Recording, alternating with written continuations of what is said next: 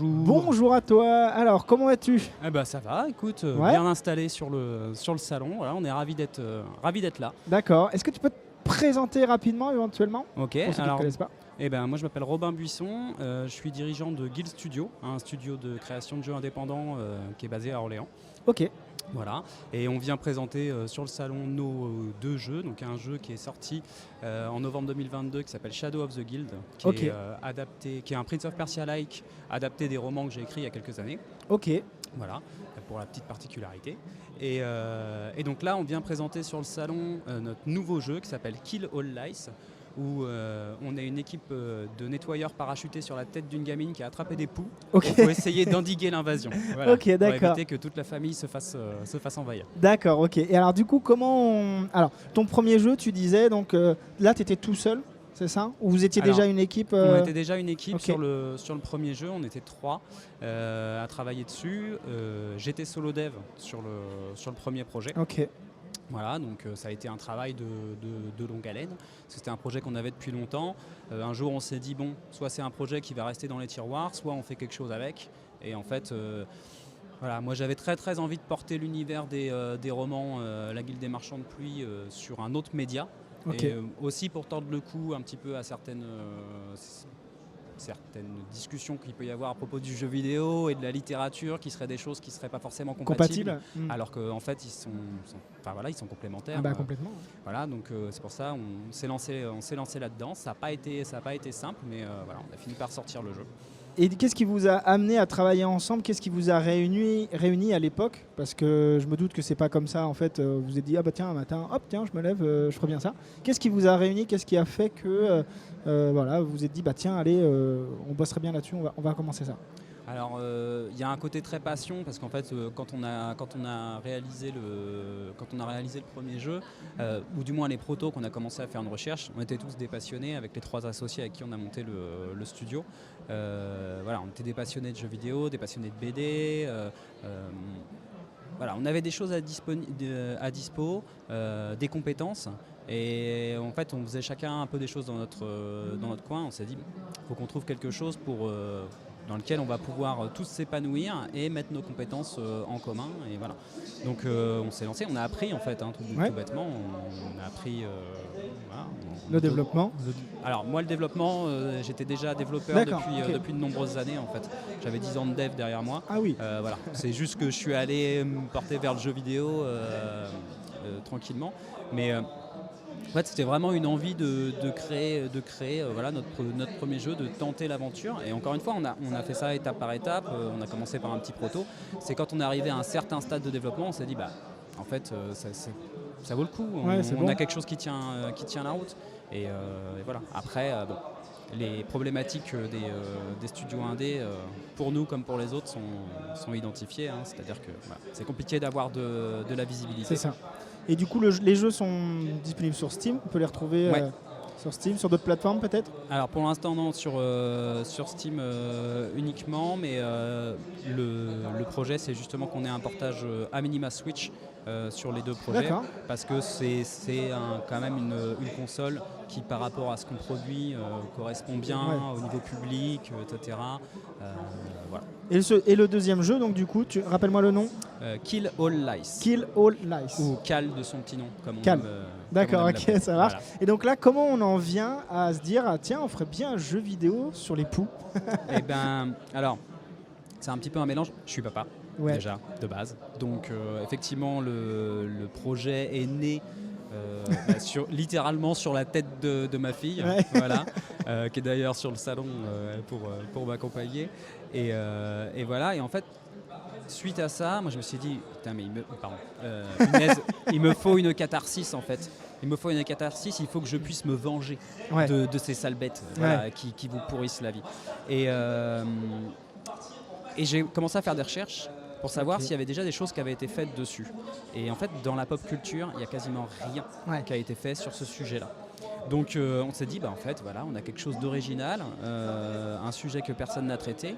Let's go. Et comment on peut le traiter de manière intéressante. Parce que moi, j'aime bien les choses qui sont fun, etc. Voilà, le jeu est très fun, beaucoup de blagues, beaucoup de jeux de mots.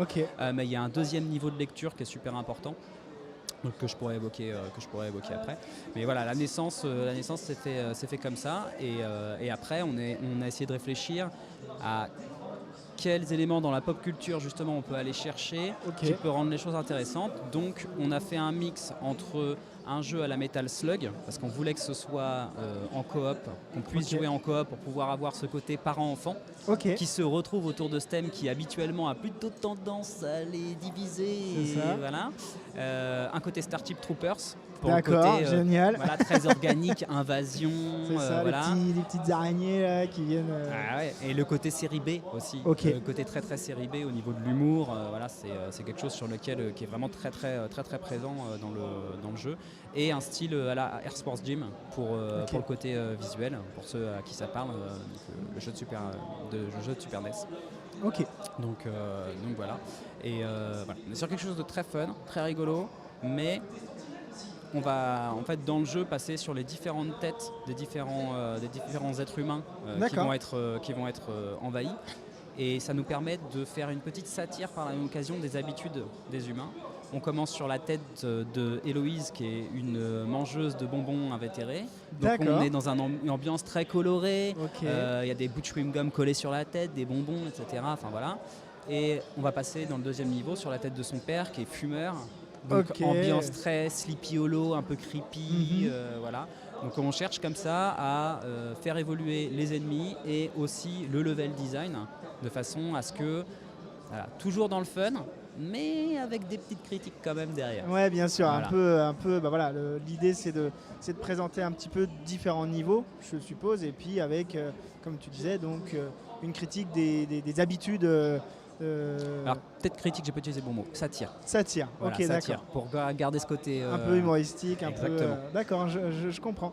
Et du coup, donc là, le jeu il vient de sortir, c'est ça? Alors la démo vient de sortir. On est en pleine phase justement. On a mis la démo à dispo. On a déjà fait 3 patchs, si je dis pas de bêtises, sur la démo. L'idée c'est vraiment que les gens jouent.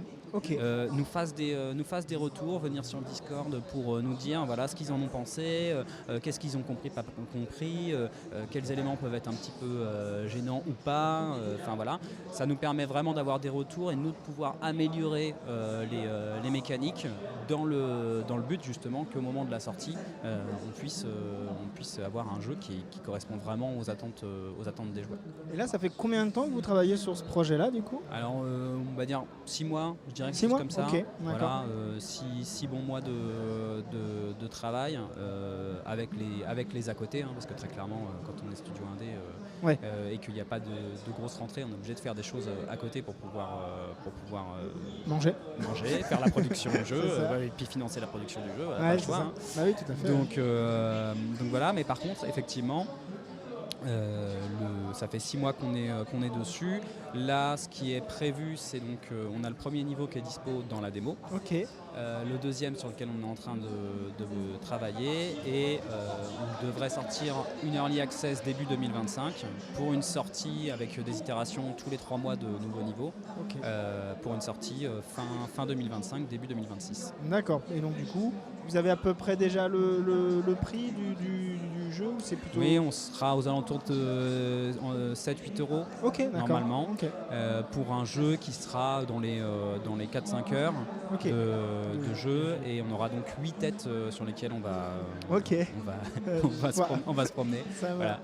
Et est-ce qu'il y a donc là plutôt la phase de test du coup par les joueurs? Est-ce que du coup pendant ce temps-là vous travaillez toujours sur ce projet-là, ou il y en a d'autres éventuellement qui commencent à émerger ou à arriver? Alors oui, en l'occurrence on a les projets, encore une fois, plus manger, comme on disait. Ouais, c'est ça. Voilà.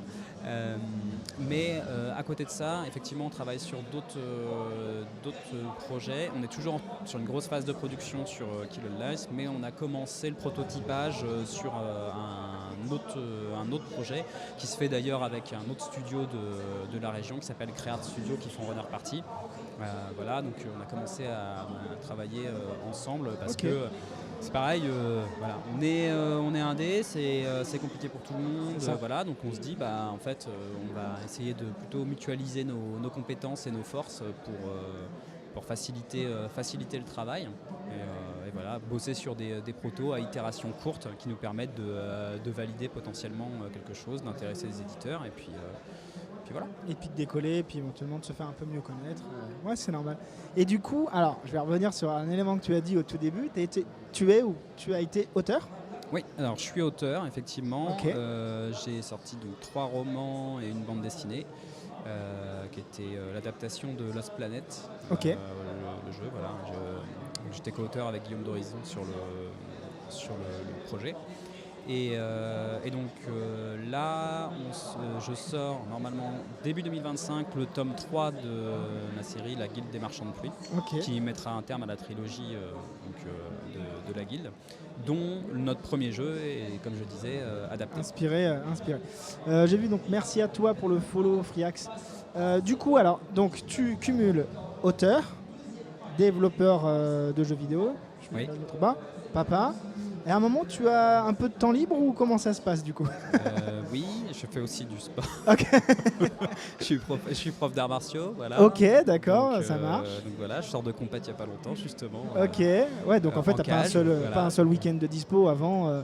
Si, après je m'adapte, voilà, tout est une question tout est une question de choix et de quelle priorité, voilà, faire vivre ma famille, etc. et m'en occuper, ça reste ma priorité numéro 1. Mais en fait, j'ai pendant des années fait alors comment je veux dire ça ? J'aimais mon métier, mais pas mon travail. Ah. Donc j'étais développeur. Je comprends. Voilà, j'ai fait énormément de trucs. Je suis passé par le web, je suis passé par de grands groupes pour faire de la gestion, de la data, etc. Enfin bref, j'ai fait énormément de choses. Mais en fait, j'y trouvais jamais mon compte. Il me manquait ce côté passion que j'avais envie de mettre mes compétences dans quelque chose que j'allais vraiment apprécier. C'est pour ça que je me suis tourné vers le jeu vidéo, parce que malgré tout, même entre le développement et l'écriture, c'est l'écriture ma plus grosse passion. D'accord. En fait, moi, ce que j'aime, c'est créer des univers, les faire vivre, voilà, et permettre à tout le monde de pouvoir se balader dedans.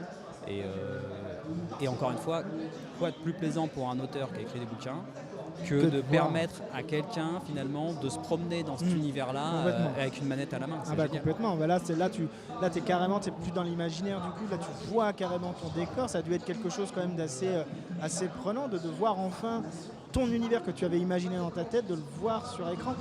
T'as dû, alors du coup, c'est toi qui as designé tout ça ou tu as Non. Alors moi, je tiens la plume, le clavier. Éventuellement, mais après sur le crayon, non. Et du coup, justement, comme c'est pas toi qui design, est-ce qu'il n'y a pas une forme d'un petit peu légère, mais de déception, de se dire ah mince, pas vraiment comme ça que je l'avais imaginé, ou au contraire, tu dis c'est ça?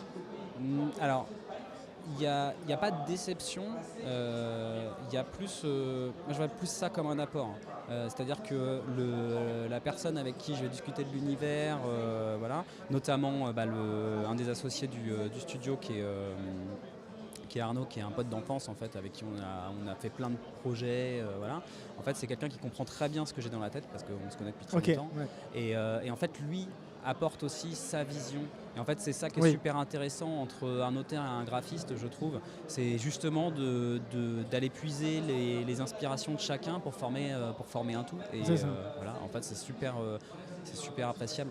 Ça marche. Écoute, je te remercie en tout cas d'être passé sur notre plateau et de nous avoir raconté un petit peu ce que tu faisais. Donc on va vous retrouver facilement. Donc Guild Studio. C'est ça, voilà. Guild Studio. N'hésitez pas à venir tester la démo du jeu. Le jeu. On dira jamais trop que la wishlist c'est la base et notamment pour les indés. Complètement, tout à fait. Écoutez, merci beaucoup à toi. Bonne journée.